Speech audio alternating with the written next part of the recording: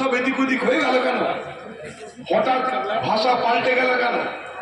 হঠাৎ গুলি পাল্টে গেল কেন? ভোটাররা জানতে চায়, সেই সব ভোটাররা জানতে চায় যারা দেশটাকে মোদির হাত থেকে রক্ষা করতে চায়। তারা জানতে চায় দিদির এই পাল্টি কুমারী চরিত্র কেন তৈরি হলো। নীতিশ কুমার ইন্ডিয়া জোট ভেঙে পালিয়েছে, তার কারণ সে ব্যাখ্যা করতেছে। সে বলেছে আমি মুখ্যমন্ত্রী থাকতে চাই, আমি নবারের রেকর্ড মুখ্যমন্ত্রী হতে চাই, তাই আমি ইন্ডিয়া জোট ছেড়ে পালিয়ে আমি বিজেপিতে গেছি। সে তো পল্টু কুমার, আমরা জানি সে কথায় কথায় পাল্টি খায়। কিন্তু আমাদের এই পাল্টি কুমারী মমতা ব্যানার্জি, তিনি কেন বেরিয়ে এলেন? যেটা আমি অনেকদিন ধরে করছি, কি এমন ঘটলো যে ইন্ডিয়া নামক, যে ইন্ডিয়া জোটের নাম করছিল বিশ্বনাথ বাবু একটু আগে, কংগ্রেস বাম মিলে মিশে যে ইন্ডিয়া জোটের কথা আমরা বলেছি, সেই ইন্ডিয়া জোট ভেঙে মমতা ব্যানার্জি কেন বেরিয়ে এলেন? আজ পর্যন্ত তৃণমূলের দিদি বা খোকাবাবু তার উত্তর কিন্তু দেয়নি। যেগুলো দিচ্ছে সেগুলো কোনো মানে টানে হয় না। কালকে ওই মুর্শিদাবাদে গিয়ে দিদি বলেছে ওরা ইন্ডিয়া জোটে থাকবে। এখানে খোকাবাবু সেও বলছে তারা ইন্ডিয়া জোটে থাকবে, বাংলায় তারা থাকবে না, দিল্লিতে গিয়ে থাকবে। তো ইন্ডিয়া মানেটা কি? বাংলা বাদ দিয়ে ইন্ডিয়া কি বলুন? ইন্ডিয়ার মধ্যে কি বাংলা পড়ে না? হ্যাঁ, বা লাইট অফ করতে, লাইট অফ করে নেবেন। এত আলাদা বোঝাচ্ছে না আপনাদের? ইন্ডিয়া মানেটা কি? ইন্ডিয়া মানে কি বাংলা বাদ দিয়ে? দিদি আজকে মালদার মানুষকে, মুর্শিদাবাদের মানুষকে উর্বা করানোর চেষ্টা করছে। বলছে আমি ইন্ডিয়া জুড়ে থাকবো, কিন্তু বাংলায় আমি থাকবো। তা দিদি কি ইন্ডিয়া থেকে বাংলাকে আলাদা করে রাখতে চাইছেন নাকি জানা নেই। শুধু প্রশ্নটা করুন আপনারা যে দিদি কি এমন ঘটলো যে ইন্ডিয়া জোট ছেড়ে আপনাকে বেরিয়ে চলে আসতে হলো? কি আমরা জানতে চাই এই কারণে, কারণ যখন ইন্ডিয়া জোট তৈরি হচ্ছিল তখন এই দিদি পাটনাতে, ব্যাঙ্গালোরে,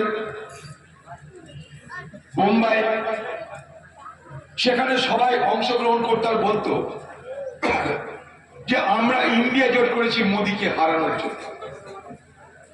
দিদি নিজে বলেছে ইন্ডিয়া জোটের মানে মোদিকে হারানো, স্বৈরাচারী মোদিকে হারানো, সাম্প্রদায়িক মোদিকে হারানোর লক্ষ্য হচ্ছে ইন্ডিয়া জোট। মমতা ব্যানার্জি গর্ব করে বলতো ইন্ডিয়া জোট এই নামটা তো আমি দিয়েছি। রাহুল গান্ধীকে সে বলল রাহুল গান্ধী আমার প্রিয় নেতা। হঠাৎ সব এদিক ওদিক হয়ে গেল কেন? হঠাৎ ভাষা পাল্টে গেল কেন? হঠাৎ গুলি পাল্টে গেল কেন? ভোটাররা জানতে চায়, সেই সব ভোটাররা জানতে চায় যারা দেশটাকে মোদির হাত থেকে রক্ষা করতে চায়। তারা জানতে চায় দিদির এই পাল্টি কুমারী চরিত্র কেন তৈরি হলো। নীতিশ কুমার ইন্ডিয়া জোট ভেঙে পালিয়েছে, তার কারণ সে ব্যাখ্যা করতেছে।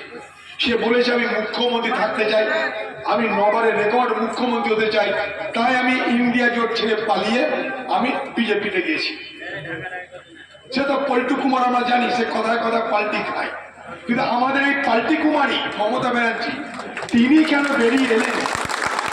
তিনি কেন পাল্টিবাজি করলেন? বাংলার মানুষেরা জানবেন, চেষ্টা করবেন না? আচ্ছা, এবার আপনাদের বলি কেন আমরা ইন্ডিয়া জোট করলাম। কারো সরকার মোদী কার উপরে চাপ বাড়াতে আরম্ভ করবে। তার দলে চোর বাটপাড়ার তো অভাব নাই, চোর নিয়ে দিদির দল। দিদি চোরদেরই সর্দারনি করতে থাকেন, তিনি শাহজাহানদের উজান হয়ে থাকেন। তার চোরের তার দল অভাব নাই, তার দলের লোকের বিরুদ্ধে কেসেরও অভাব নাই। একটার পর একটা কেস, তাদের চুরি প্রমাণিত, সিবিআইডি ধরছে, কাউকে কাউকে জেলে পাঠাচ্ছে, কেসটাকে জেলে পাঠিয়েছে, পার্থকে জেলে পাঠিয়েছে, বালুকে জেলে পাঠিয়েছে। চোরদের তালিকায় একটা নাম জল করছে, তার নাম দিদির খোকা বাবু।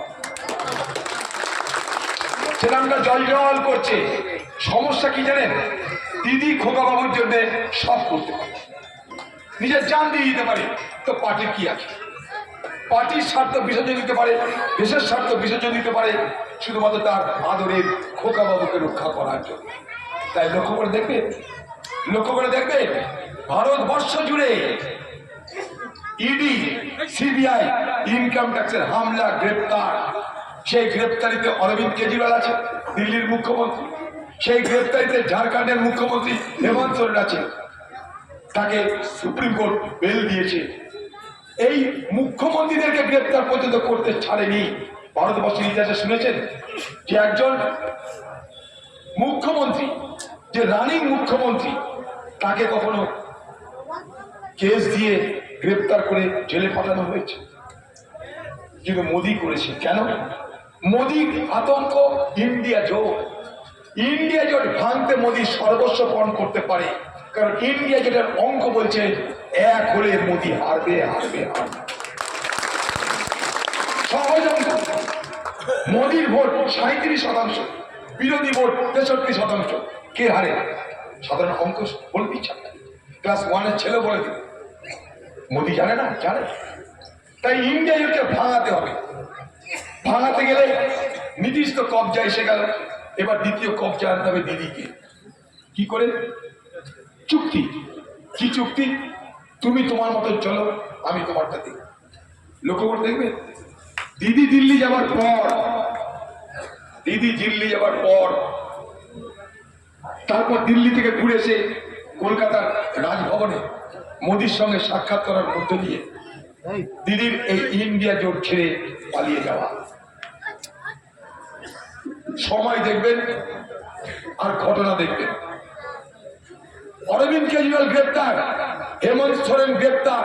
কেন গ্রেপ্তার করলো মোদী? মোদী একটা বার্তা দিল, সিধা রাস্তায় না এলে, মোদীর কথা না শুনলে, তুমি যেই হও তাকে আমি জেলে পাঠাতে পারি। এই দেখো আমার হিম্মত, এই দেখো আমার 56 इंची सीना। मोदी है तो मुमकिन है, मोदी है तो विपक्ष को जेल में जाना भी मुमकिन है। তাই জেলে পাঠিয়ে দিল। জেলে পাঠিয়ে বার্তা দিল কি? লাইনে এসো, ফল ইন লাইন और फेस द कॉन्सिक्वेंस। লাইনে এসো, নাহলে ভুগতে হবে। দিদি বুদ্ধিমতী, খোকা বউকে বাঁচাতে হবে, দিদির লাইনে চলে। আচ্ছা, যে মহিলা কদিন আগে বলল যে ইন্ডিয়া জোট ভারতবর্ষ থেকে বিজেপিকে উৎখাত করতে পারে, সেই মহিলা সর্বপ্রথম ইন্ডিয়া জোট ভেঙে পালিয়ে এসে কাকে টার্গেট করছে? কংগ্রেসকে। কি বলছে? কংগ্রেস 40টা বেশি আসনই পাবে। বড় অদ্ভুত কথা। মোদীর কথা বলার হিম্মত হয়নি। মোদী চাই মনে প্রাণে যে কংগ্রেস মুক্ত ভারত হোক, কিন্তু মোদী চাইলে হচ্ছে না। কংগ্রেস মুক্ত ভারত কি করা যাবে?